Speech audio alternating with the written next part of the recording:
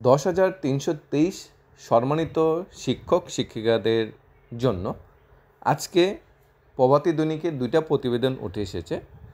একটি হলো চাকরিরত শিক্ষকদের জীবিত অ্যাকাউন্টে রহস্যের হাতছানি, কার নির্দেশ সেটা জানতে চাচ্ছে 10,323 শিক্ষকেরা।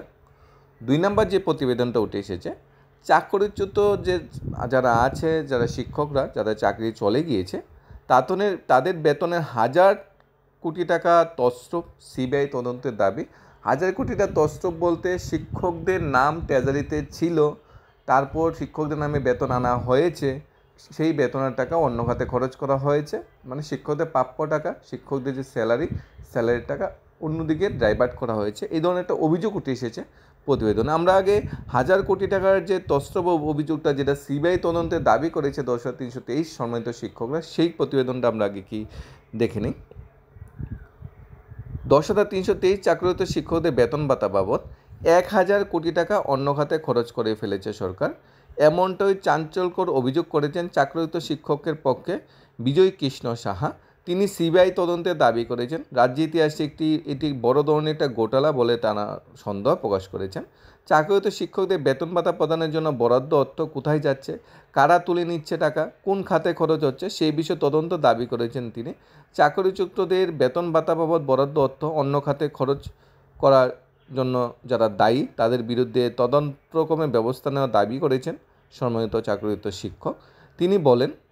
তিনি বলতে বিজয় কৃষ্ণ শাহ শিক্ষক, উনি বলেন কলঙ্কিত একটা চেইন রয়েছে, এজি অফিস থেকে শুরু করে শিক্ষা দপ্তরের পদস্থ আধিকারিক এমনকি বিদ্যালয় পরিদর্শক পর্যন্ত জড়িত। তিনি বলেন 2020 সাল থেকে 2025 সালে মাঝামাঝি সময়ে দক্ষিণ জেলায় এক শিক্ষকের অ্যাকাউন্ট থেকে ট্যাক্স বাবদ টাকা কাটা হয়েছে। এরকম অসংখ্য প্রমাণ রয়েছে বলে তিনি অভিযোগ জানিয়েছেন। 2020-এ শিক্ষকের চাকরি চলে গিয়েছে, এর মধ্যে 2020 থেকে 2025-এর মাঝামাঝি দক্ষিণ জেলায় এক শিক্ষকের অ্যাকাউন্ট থেকে ট্যাক্স বাবদ টাকা কাটানো হয়েছে। এটা একটা অভিযোগ, এটা তথ্য প্রমাণ অভিযোগ উনি তুলে ধরেছেন। এমন আরও অনেক উদাহরণ আছে। দেখা গেছে দক্ষিণ জেলায় কোনো এক বিদ্যালয় থেকে শিক্ষকের বেতন ভাতা বাবদ বরাদ্দগত টাকা তুলে নেওয়া হয়েছে। এতদিন ট্রেজারিতে তাদের অ্যাকাউন্ট ছিল, সেই অ্যাকাউন্ট পর্যন্ত এখন মুছে ফেলার নির্দেশ জারি করা হয়েছে। 2021 সালে থেকে তাদের অ্যাকাউন্ট বেতন ঢুকছে না, 2020 সালে লাস্ট ঢুকেছিল তাদের অ্যাকাউন্ট। তখন এরপর কেন অ্যাকাউন্টটা সচল রাখা হয়েছে, কেনই বা হঠাৎ 5 বছর পরে অ্যাকাউন্টটা বন্ধ করার নির্দেশ করা হয়েছে, এই নিয়ে একটা সন্দেহ প্রকাশ করছে সম্মানিত চাকরিরত শিক্ষকরা। চাকরিরত শিক্ষকদের 5 জনের প্রতিনিধি দল শুক্রবার এজি অফিসের সিনিয়র প্রিন্সিপাল অ্যাকাউন্ট জেনারেলের সাথে কথা বলেন, তার কাছে তারা কৈফিয়ত তলব করেন। প্রিন্সিপাল অ্যাকাউন্ট জেনারেল এ বিষয়ে খোঁজখবর নেবেন বলে জানিয়েছেন। চাকরিরত শিক্ষকদের পক্ষে বিজয় কৃষ্ণ শাহ জানিয়েছে একটা চক্র তাদের বিরুদ্ধে তদন্ত করছে। তিনি বলে সুপ্রিম কোর্ট হাইকোর্ট মামলা হয়েছে, মামলা রুজুয়াতে ডাবল ইঞ্জিনের সরকার 10,323-এর জন্য কিছু করতে পারছে না বলে জানালেও কী করে অ্যাকাউন্ট মুছে ফেলার নির্দেশ দিতে পারে তা নিয়ে প্রশ্ন তুলেছে তিনি।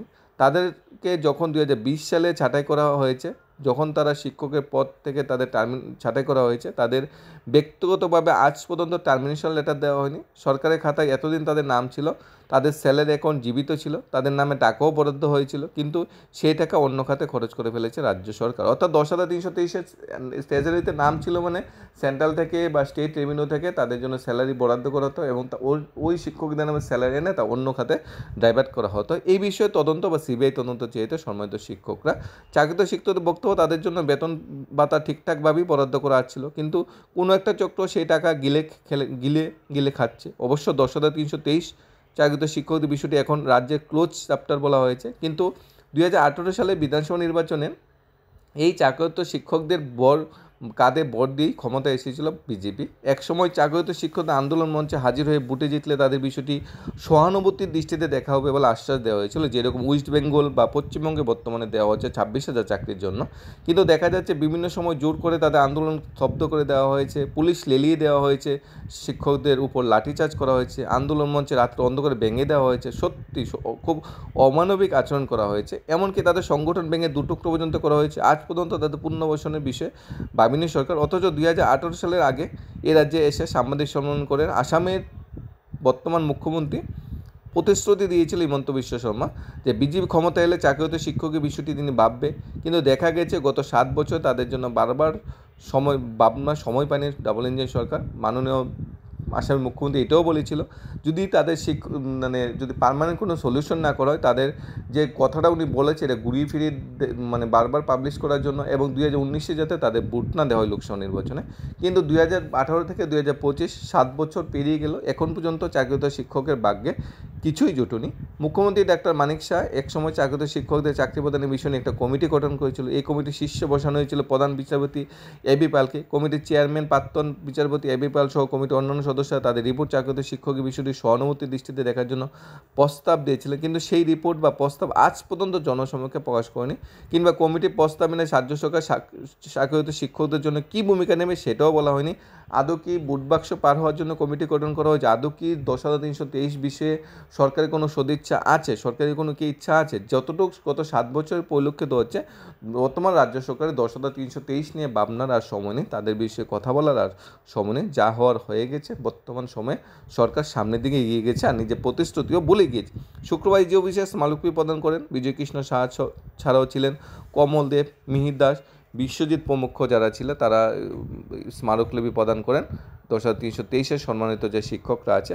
10,323-এর ভিতরে আমরা যদি যোগ্য অযোগ্য লড়াই যদি করি, যেটা ওয়েস্ট বেঙ্গল হচ্ছে, এরকম যদি একটা অপরচুনিটি ত্রিপুরার জন্য থাকতো, তাহলে যারা ট্যালেন্টেড আছিল, যারা যোগ্য আছিল, ভালো মার্কস পেয়ে 10,323-এর শিক্ষকের চাকরি পেয়েছে, তাদের চাকরিটা কিন্তু বাঁচানোর একটা রাস্তা থাকতো যদি সরকার চেষ্টা করতো। যোগ্য যে বিচারটা যদি বাছাই করা যেত, বিশেষ করে গ্র্যাজুয়েট পোস্ট গ্র্যাজুয়েট চাকরিগুলির ভিতরে ম্যাক্সিমাম সবাই যোগ্য চাকরি বা যোগ্য শিক্ষকই ছিল। আন্ডার গ্র্যাজুয়েটে কিছু হয়েছে, এত পরিমাণ হয়েছে বা কিছু হয়েছে আমরা বলবো, সেই বিষয়ে তদন্ত করে একটা লিস্ট যদি প্রকাশ করা যেত যোগ্য, তাহলে কিন্তু প্রচুর মানে শিক্ষকের চাকরি বেঁচে যেত এবং তাদের সম্মানটা কিন্তু ফিরে পেত। 10,300 শিক্ষকের বেতন এখন ট্রেজারি থেকে মুছে ফেলার যে সরকারি নির্দেশ, তা থেকে বোঝা গেল কেঁচো করতে সাপ বেরিয়ে আসা উপক্রম হয়েছে। হাইকোর্ট, সুপ্রিম কোর্ট এখন এই চাকরিগুলি নিয়ে মামলা চলছে। আদালতের নির্দেশে স্পষ্টীকরণের বা ব্যাখ্যা দিয়ে এই মামলাগুলি শেষ না হতে কীভাবে এখন মুছে নেওয়া হচ্ছে এই নিয়ে প্রশ্ন তুলেছে একাংশ শিক্ষক শিক্ষিকারা। যেখানে এখনও কিছু ব্যাপার হাইকোর্টে, সুপ্রিম কোর্টে বিচারাধীন, কেন সেই হাইকোর্টে সুপ্রিম কোর্টের জাজমেন্ট আসার আগেই অ্যাকাউন্টগুলি মুছে ফেলতে বলা হয়েছে। ট্রেজারিতে নাম অ্যাকাউন্ট মুছে ফেলা সংক্রান্ত সংবাদের প্রেক্ষিতে শুক্রবার এজি অফিসে যান। কার নির্দেশে কীভাবে অ্যাকাউন্ট ক্লোজ করে তারা জানতে চান। তাদের একই প্রশ্ন দপ্তরের মন্ত্রী, সচিব অধিকর্তা সহ দপ্তরের কর্তাদের কাছে। প্রসঙ্গত, পশ্চিমবঙ্গে 26,000 শিক্ষকের চাকরি বাতিলের পর আদালতের নির্দেশে চাকরি যাওয়ার ঘটনা নতুন করে সামনে এসে তো সরগোল হয়েছে। পশ্চিমবঙ্গে যখন এই নিয়ে তুমুল চলছে, তখন রাজ্যে অনেকেই আশঙ্কা ছিল তাহলে কি রাজ্যে 10,300 শিক্ষকের আন্দোলন পুনরায় ফিরে যাচ্ছে, কিন্তু সেরকম কিছু দেখা যাচ্ছিল না। কিন্তু শুক্রবার প্রতিবাদী কলম প্রকাশিত 10,323 অ্যাকাউন্ট মোছার নির্দেশ শিরোনামের সংবাদ নিয়ে তুলপাড় শুরু। চাকরিরত শিক্ষক একটা প্রতিনিধি দল পত্রিকার কপি হাতে নিয়ে এজি অফিসে যান। তারা জানান এজি অফিস থেকে তারা জবাব না পেলে দরকার তাদের বিরুদ্ধে ফের আদালতে যাবেন, প্রয়োজনে তারা শিক্ষা দপ্তরের কাছেও যাবেন, না পেলে তাদের বিরুদ্ধে আদালতে যেতে তারা প্রস্তুত। চাকরিরত শিক্ষক প্রতিনিধি অভিযোগ 10,323 শিক্ষকের হাতে কোনো টার্মিনেশন লেটার বা 2020 সালের পরে তাদের স্কুল যাওয়া বন্ধ করে দিয়েছে। তারপর 2021 থেকে 25 পর্যন্ত অ্যাকাউন্টগুলি সচল ছিল, মানে তখন স্যালারি বাবদ কাটা টাকা আসতো, সেটাকে অন্য খাতে খরচ করেছে। এই ধরনের অভিযোগগুলো সম্মানিত শিক্ষকরা তুলে ধরেছে। আমরা 10,323 শিক্ষক নিয়ে যাই বলি না কেন, আমাদের এটা অবশ্যই মেনে নিতে হবে 10,323 শিক্ষকের আন্ডারে পড়াশোনা করে আজকে প্রচুর ছেলে মেয়ে বেকার চাকরি হতে সে ভাই বোন কিন্তু সমাজে প্রতিষ্ঠিত। মানে আমরা যদি 10,323 পুরা নামটা বা পুরা নাম্বারটা দেখি, সবাই কিন্তু সেখানে অযোগ্য ছিল না, কিছু একটা পার্সেন্টেজ জড়িত ছিল, কারণ তৎকালীন সরকার সেটা মৌখিক ইন্টারভিউতে চাকরি হয়েছে, শিক্ষার অধিকার আইনটা মানা হয়নি। 2002 সালে যখন অ্যাডভার্টাইজমেন্ট এসেছিল তখন যদি নিয়োগ হয়ে যেত, 2006 সালে যখন অ্যাডভার্টাইজমেন্ট এসেছিল তখন যদি নিয়োগ করে ফেলতো, 2009 সালে যখন অ্যাডভার্টাইজমেন্ট এসেছিল সাথে সাথে যদি নিয়োগ করে ফেলতো, আজ কিন্তু এই দুর্ভাগ্য কিন্তু শিক্ষকের মাথায় এই পাহাড়টা ভেঙে পড়তো না। একমাত্র তৎকালীন সরকারের মানে কি বলবো, তৎকালীন সরকারের গাফিলতির কারণে আজকে 10,323 পথে বসেছে শিক্ষক সম্মানিত শিক্ষকরা। এখানে ভুল করেছে তৎকালীন সরকার, তৎকালীন শিক্ষা সচিব, তৎকালীন এডুকেশন ডিপার্টমেন্ট, আর ভুলের পাচ্ছেতে করতে হচ্ছে বর্তমান আমাদের 10,323 সম্মানিত শিক্ষকদের। আজকে আর কেউই 10,300 শিক্ষকের খোঁজ খবর নেয় না, না সরকার, না জনসাধারণ, না সেই পুরনো ছাত্রছাত্রী, সবাই সবার মতো লাইফে এগিয়ে যাচ্ছে, কিন্তু পিছিয়ে রয়েছে সেই 10,323 শিক্ষকরা, যারা এখনও নিজে মানে অধিকারটা পাওয়ার জন্য, নিজের সম্মানটা পাওয়ার জন্য লড়াই করে চলছে। ধন্যবাদ সবাইকে। Star is of Tripura YouTube channel.